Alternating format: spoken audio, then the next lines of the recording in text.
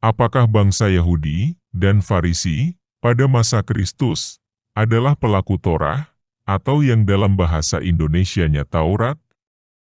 Pertanyaan yang memang terlihat aneh. Karena pandangan umum akan menyatakan, tentu saja. Bukankah mereka adalah keturunan langsung Abraham, Ishak, dan Yakub? Bukankah Yahwa Elohim memberikan Taurat di Gunung Sinai kepada Musa untuk bangsa Israel? Jadi jawabannya bukankah seharusnya, ya? Atau adakah pandangan lain yang berbeda? Mari kita bahas bersama berdasarkan Alkitab, dan berdasarkan pandangan Yehusha Kristus mengenai mereka.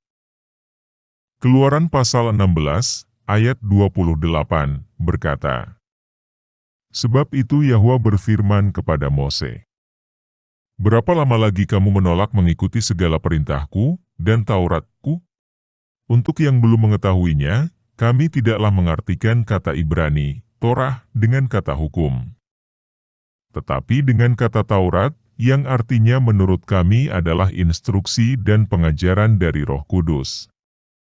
Kami sangatlah merekomendasikan untuk menonton video kami sebelumnya. Apakah ada perbedaan antara kata misva dengan Torah? Perhatikan bagian berikut. Torah dibuat Yahwa Elohim untuk manusia-manusia ciptaannya, yang sangat ia kenal dengan baik secara pribadi dan dikasihi. Torah merupakan suatu instruksi. Di dalam instruksi tersebut terdapat beberapa misva, ataupun poin-poin yang harus diajarkan.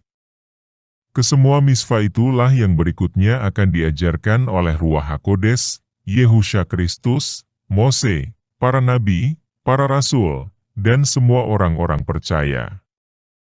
Jadi, misva merupakan bagian dari Torah. Atau bisa disebut juga kesemua misva, tanpa terkecuali, disebut juga Taurat.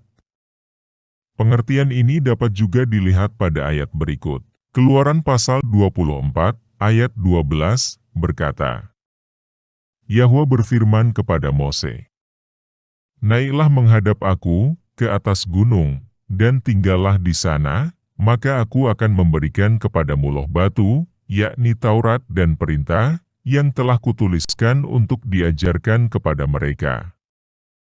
Sekali lagi kami menjelaskan bahwa Taurat adalah instruksi dan pengajaran.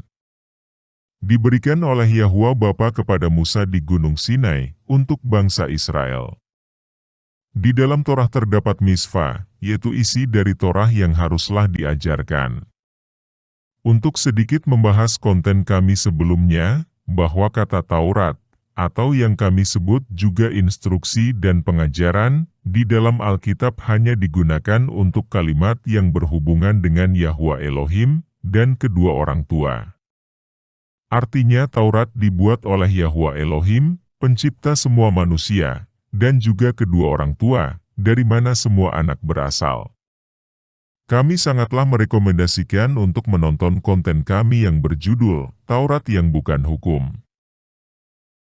Matius pasal 7, ayat 12, berkata, "Segala sesuatu yang kamu kehendaki, supaya orang perbuat kepadamu, perbuatlah demikian juga kepada mereka." Itulah isi seluruh Taurat dan kitab para nabi. 1 Yohanes pasal 2, ayat 4, berkata, "Barang siapa berkata, aku mengenal dia, tetapi ia tidak menuruti perintahnya, ia adalah seorang pendusta dan di dalamnya tidak ada kebenaran."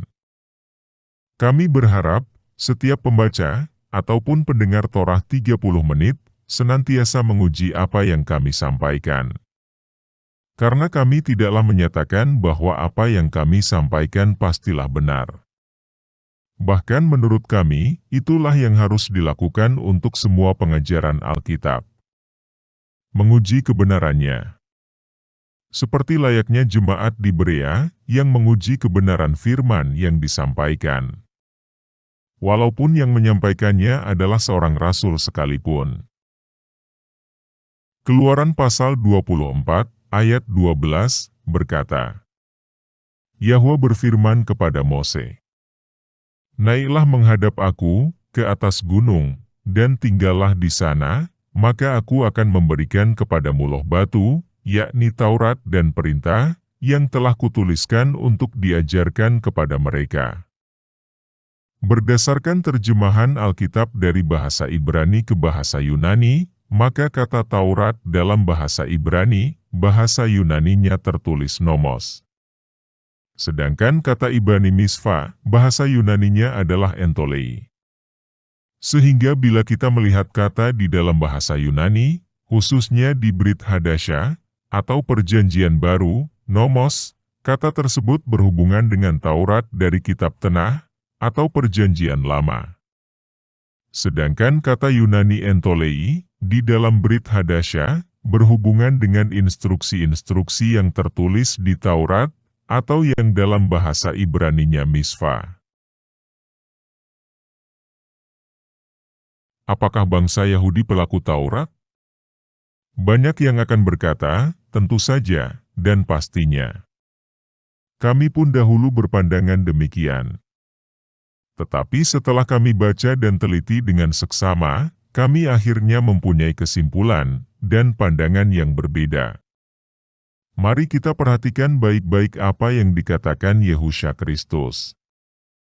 Yohanes pasal 7, ayat 19, berkata, "Bukankah Mose yang telah memberikan Taurat kepadamu? Namun tidak seorang pun di antara kamu yang melakukan Taurat itu. Mengapa kamu berusaha membunuh aku?" Pada awalnya kami tidaklah terlalu memperhatikan ayat di atas. Tetapi setelah kami teliti dan dalami, maka ayat ini sangatlah menarik.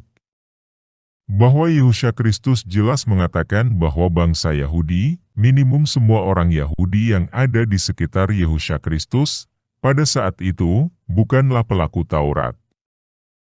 Apakah itu berarti semua bangsa Yahudi pada masa tersebut bukanlah pelaku Taurat? Kami tidak tahu persis. Tetapi menurut pandangan kami, sebagian besar adalah bukan pelaku Taurat. Pandangan yang mengatakan bahwa semua bangsa Yahudi pada masa Yehusha Kristus adalah pelaku Taurat, hanyalah asumsi. Sedangkan ayat Alkitab jelas menyatakan hal yang berbeda. Bila mereka bukanlah pelaku Taurat, sementara bangsa Yahudi pada masa tersebut menganut agama Yahudi atau Judaisme, itu berarti Judaisme tidaklah berarti pelaku Taurat. Bahkan Yehusha Kristus menegaskan mengenai agama Yahudi di ayat berikut. Matius pasal 5, ayat 20, berkata, "Maka aku berkata kepadamu, jika hidup keagamaanmu tidak lebih benar daripada hidup keagamaan ahli-ahli Taurat dan orang-orang Farisi, sesungguhnya kamu tidak akan masuk ke dalam kerajaan sorga." Bukankah mereka pemimpin-pemimpin di agama Yahudi? Atau Judaisme? Bukankah ahli-ahli Taurat dan orang-orang Farisilah yang mengajarkan Taurat? Mengapa Yehusha Kristus mengatakan demikian? Apakah pernyataan Kristus artinya Taurat tidaklah penting dan akan dibatalkan? Mengenai pembatalan Taurat, Torah 30 menit sudah membahasnya. Di konten kami yang berjudul, "Apakah hukum Taurat masih berlaku?" Di dalam konten tersebut kami sudah menjelaskan bahwa Yehusha sendirilah yang menyatakan bahwa ia datang tidak untuk membatalkan Taurat. Tetapi ia memberitahukan kapan Taurat yang diberikan Bapa kepada Musa di Gunung Sinai akan berakhir. Yaitu masa setelah kerajaan 1000 tahun selesai. Artinya adalah, Yehusha Kristus sedang menjelaskan bahwa apa yang telah diajarkan ahli-ahli Taurat dan orang-orang Farisi tidaklah sejalan dengan Taurat. Mereka terlihat seakan-akan mengajarkan Taurat, tetapi sebenarnya tidaklah demikian. Jika bangsa Yahudi mengikuti apa yang ahli-ahli Taurat dan orang-orang Farisi lakukan di dalam keyakinan mereka, maka mereka tidak akan masuk ke dalam kerajaan sorga. Mengapa? Pertanyaannya sekali lagi adalah, bukankah ahli-ahli Taurat dan orang-orang Farisi mengajarkan apa yang Mose ajarkan kepada bangsa Israel, yaitu Taurat? Matius pasal 23, ayat 2, berkata, ahli-ahli Taurat dan orang-orang Farisi telah menduduki kursi Musa. Ayat 3. Sebab itu turutilah, dan lakukanlah segala sesuatu yang mereka ajarkan kepadamu, tetapi janganlah kamu turuti perbuatan-perbuatan mereka, karena mereka mengajarkannya tetapi tidak melakukannya. Benar sekali, bahwa mereka memang mengajarkan apa yang Mose ajarkan, yaitu Taurat. Tetapi apa yang mereka lakukan, atau kerjakan, tidaklah sesuai dengan apa yang Mose ajarkan. Mereka mengajarkan Taurat, tetapi tidaklah mengerjakannya. Apa yang mereka ajarkan tidaklah mereka imani. Karena mereka mengajarkan Taurat di kursi Musa, tetapi tidak melakukannya. Hanya dikarenakan seseorang membacakan, atau terlihat seakan-akan mengajarkan apa yang tertulis di Alkitab, tidaklah berarti mereka mengimani apa yang ada di dalam Alkitab. Karena apa yang kita lakukan, sebenarnya mencerminkan apa yang ada di dalam roh kita. Atau dengan kata lain, apa yang kita yakini, akan tercermin dari apa yang kita lakukan. Pohon anggur, buahnya pastilah anggur. Karena benih anggurlah yang ada di dalam pohon tersebut. Apakah sebenarnya yang orang-orang Farisi dan ahli-ahli Taurat yakini, atau imani?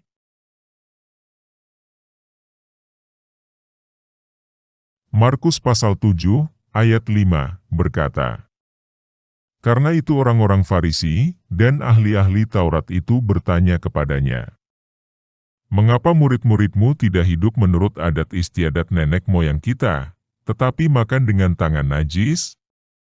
Ayat 6.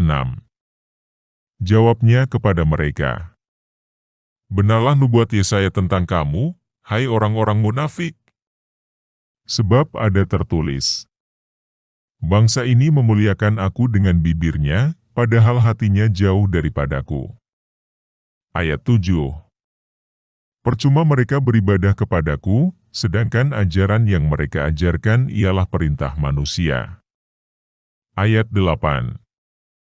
Perintah Yahwa kamu abaikan untuk berpegang pada adat istiadat manusia. Ayat 9.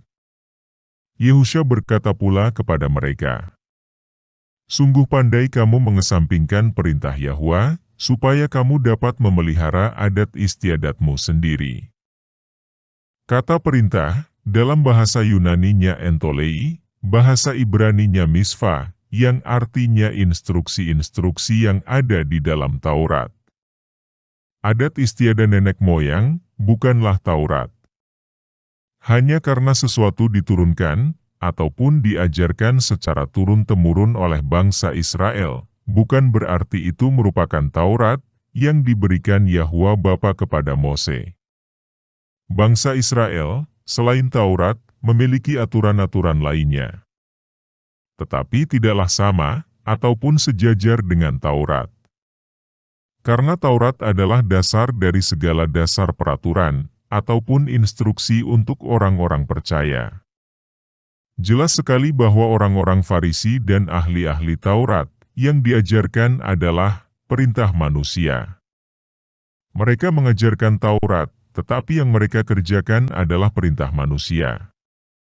Artinya, mereka mengambil kata-kata yang berasal dari Alkitab atau kitab suci, tetapi memberikan pengertian dan kesimpulan sendiri. Mereka menambah-nambahkan apa yang tertulis dengan pendapat pribadi, dan mengatasnamakan ini suara Tuhan, ini suara Roh Kudus, ini kata-kata yang berasal dari sorga.